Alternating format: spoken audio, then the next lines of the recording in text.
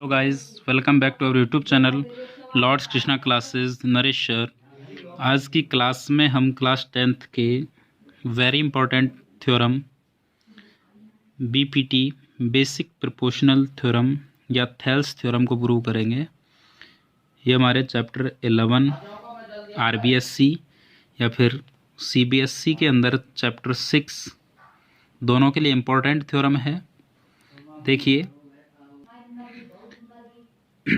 if a line is drawn parallel to one side of a triangle intersecting the other two sides, then it divides the two sides in the same ratio.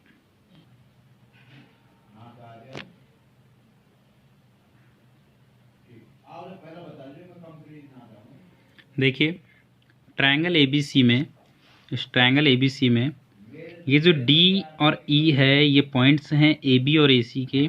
इन दोनों को join करने वाली line को क्या कहेंगे? D E. और ये D E line parallel given है किसके? बी सी के। तो देखिए, in triangle A B C D E parallel B C and D E intersect A B and A C at point D and E. ये आपको given है। Prove क्या करना है? प्रूव करना है कि जो ये रेशो रहेगा A D upon D B is equal to A E upon E C, ये सेम रहेगा। A D upon D B is equal to A E upon E C, ये आपको प्रूव करना है। तो देखिए, थर्ड पॉइंट आता है कंस्ट्रक्शन।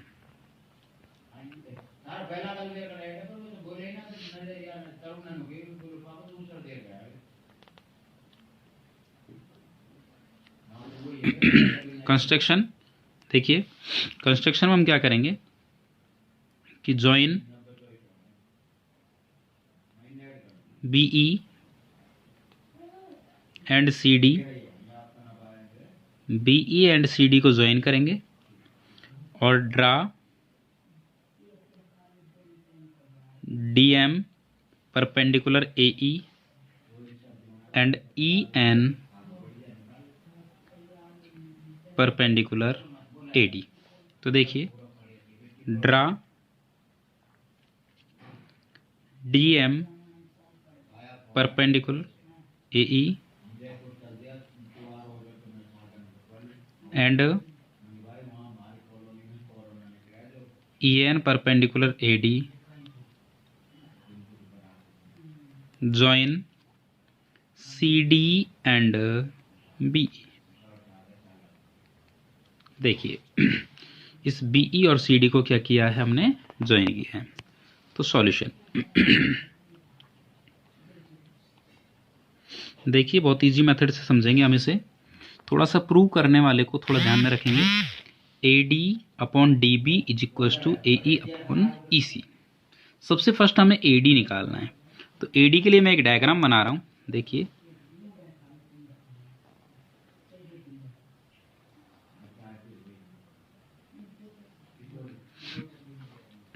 ए डी ई और इस पे एक परपेंडिकुलर है ई एन। देखिए, इसके अंदर से मैंने एक डायग्राम अलग निकाल लिया। तो इन triangle A D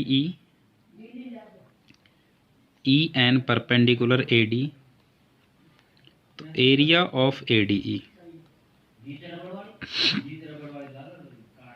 1/2 base multiply height. Equation first. देखिए, बेस क्या होता है? जिस पे परपेंडिकुलर होता है। इस साइड पे परपेंडिकुलर तो ये बेस है और ये क्या है? हाइट है।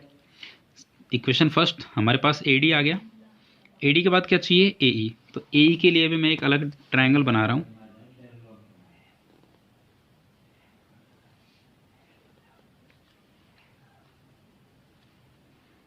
ए डी ई, इसके अंदर ये परपेंडिकुलर देखिए डी एम ए ई पर। तो इन triangle A D E D M perpendicular A E, तो area of A D E is equal to 1/2 base multiply height. ये इक्वेशन नंबर 2। ठीक है। देखिए ये बेस होगा, ये हाइट होगी। हमारे पास दो चीज़ आ चुकी हैं, ए डी एंड डी ई। अब इसके बाद देखिए प्रूव करने वाले को डी बी और ई सी चाहिए। तो डी बी के लिए देखिए मैं इसके अंदर से ये वाला ट्रायंगल अलग कर रहा हूँ।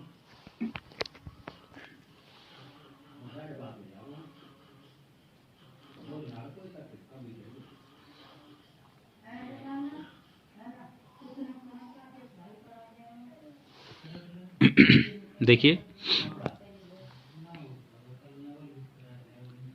इसको थोड़ा सा यदि हम आगे बढ़ाते हैं, क्योंकि इस ट्रायंगल के अंदर यदि हम देखते हैं बीडी तो आ रहा है हमें जो प्रूव करने में चाहिए, बट कोई परपेंडिकुलर नहीं है। तो इसके लिए हम क्या करते हैं भाई कि इसको थोड़ा सा आगे बढ़ा के देखते हैं। तो इस पर एक परपेंडिकुलर इस टाइप से आता है ई एन।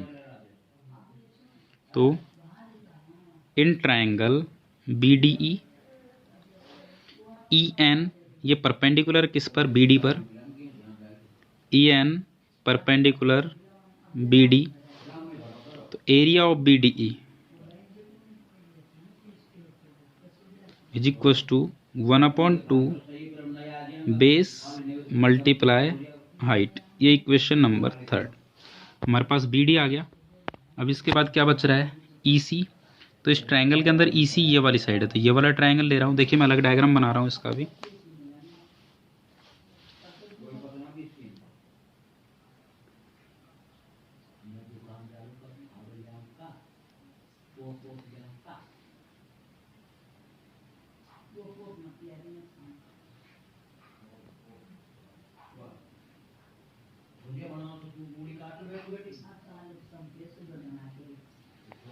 देखिए इन ट्रायंगल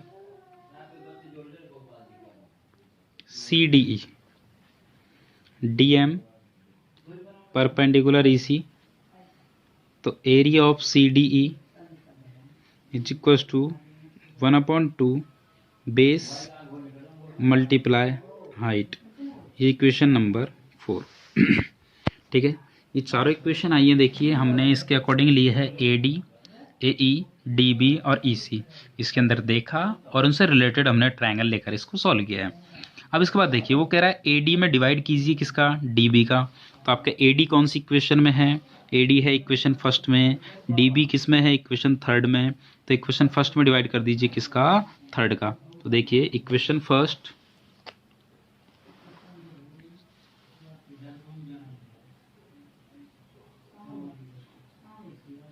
डिवाइडेड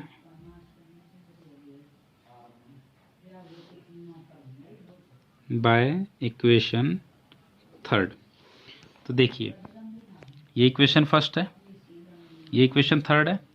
तो एल एच एस में एल एच एस का डिवाइड होता है area of A D E upon area of B D E. तो area of A D E upon area of B D E is equal to R H S में R H S का divide, यानी 1/2 A D into E N, 1/2 A D into E N upon 1/2 D B into E N. E N से E N cancel, 1/2 से 1/2 cancel. तो आपका area of A D E upon area of B D E is equal to A D upon D B. ये equation number 5 ये बचा हुआ हमारा। देखिए A D upon D B आ गया। अब आपको क्या चाहिए, ए ई अपॉन ई सी। तो ए ई किसके अंदर है, इक्वेशन सेकंड। ई सी किसके अंदर है, इक्वेशन फोर्थ। तो इक्वेशन सेकंड में डिवाइड करोगे किसका, इक्वेशन फोर्थ का। Equation second divided by equation 4। तो देखिए इक्वेशन सेकंड क्या है, area of A D E. Equation 4 क्या है, area of C D E. तो area of A D E upon area of C D E is equal to, देखिए 1/2 A E into D M, 1/2 A E into D M upon 1/2 E C into D M. 1/2 EC into DM। देखिए DM से DM cancel हो गया, 1/2 से 1/2 cancel, तो area of ADE अपॉन area of CDE is equals to AE upon EC। ये equation number 6। अब देखिए AD अपॉन DB भी आपके पास आ गया, AE अपॉन EC भी है, दोनों को क्या करना है आपको, इक्वल करना है। तो इक्वल करने के लिए कब होंगे इक्वल, जब इनके LHS इक्वल हों। तो इसका LHS क्या है, एरिया ऑफ ADE अपॉन एरिया ऑफ CDE, जबकि यहाँ पे LHS क्या है, एरिया ऑफ ADE अपॉन एरिया ऑफ BDE। देखिए इनके ऊपर वाली जो डिजिट्स हैं न्यूमरेटर वो सेम है, तो नीचे वाली इक्वल होनी चाहिए, BDE एंड CDE। इनके डायग्राम्स देखिए मैं अलग बना रहा हूँ इस वाले ट्रायंगल में से निकाल के, आपने अपनी नोटबुक में बना रखा होगा, तो उसमें देखिए आपको ऐसा ही नज़र आएगा, DEBC। तो देखिए BDE तो ये वाला ट्रायंगल है, इसका बेस ये है, ध्यान देना, थोड़ा सा कुछ समझ में आएगा आपको, 9th क्लास से रिलेटेड कनेक्ट करूँगा इसको मैं। तो ये बेस है, तो ट्रायंगल बन गया BDE, और एक दूसरा ट्रायंगल है CDE। देखिए ये बेस है दोनों का, और ये लाइन इसके पैरेलल आपको गिवन है। तो आपने 9th क्लास के अंदर एक थ्योरम पढ़ी है कि जब सेम बेस पर और सेम पैरेलल लाइन के बिटवीन यदि दो ट्रायंगल बनते हैं तो उनके एरियाज क्या होते हैं, इक्वल होते हैं। तो area of BDE is equal to area of CDE। इसे हम देंगे इक्वेशन नंबर 7। तो 2 equation 5th 6th and 7th। देखिए 7 इक्वेशन से इनके LHS इक्वल हुए हैं 5th और 6th के, तो RHS इक्वल हो जाएंगे AD upon DB, AD upon DB is equal to AE upon EC। यही आपको प्रूव करना था। ये इस चैप्टर की वेरी इंपॉर्टेंट थ्योरम है। इस थ्योरम को आप अपनी नोटबुक में कम से कम 2 बार करके देखोगे। यदि कोई प्रॉब्लम आती है, कोई स्टेप समझ में नहीं आती है, तो कमेंट्स बॉक्स में ज़रूर बताएं।